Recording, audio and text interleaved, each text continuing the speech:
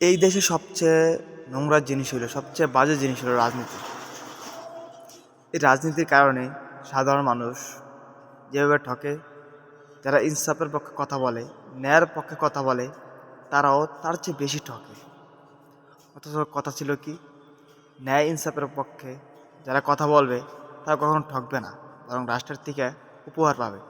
কিন্তু এদেশের রাজনীতির সিস্টেম, রাজনীতির কারণে দেশের মানুষ দিনের পর দিন অতিষ্ঠ হয়ে যেতেছে। আমার মতে এই দেশে সবচেয়ে নোংরা জিনিস বর্তমান রাজনীতি।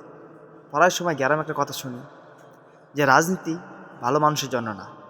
সেটা যত দিন যাচ্ছে, রাজনীতির মাঠে যত খবর শুনতে পারতেছি, তত সেটা উপলব্ধি হইতেছে যে যে লোক বলে যে রাজনীতি ভালো মানুষের জন্য না, সে হয়তো একদম ঠিক বাস্তব একটা কথা বলে।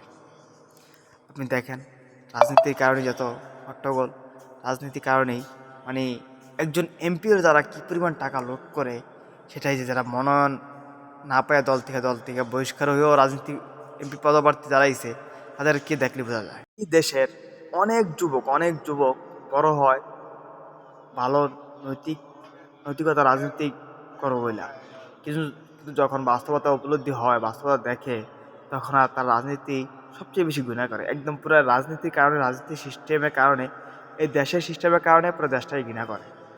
দেশের যারা দেশটাকে ঘৃণা করে, তাদেরকে যদি জিজ্ঞেস করেন, এই দেশের সিস্টেমের কারণে এই দেশকে ঘৃণা করে।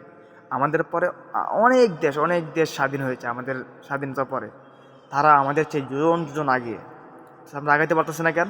আমরা জাতিগতভাবে দুর্নীতিগ্রস্ত। দুর্নীতির কারণেই মূলত দেশ আগাইতে পারছে না, সাধারণ মানুষ ঠকতেছে। এই রাজনৈতিক ব্যবসা যদি বন্ধ হয়ে যায়, তাহলে আমরা সাধারণ মানুষ অনেক ভালো থাকবো। বন্ধ হোক এই রাজনৈতিক ব্যবসা।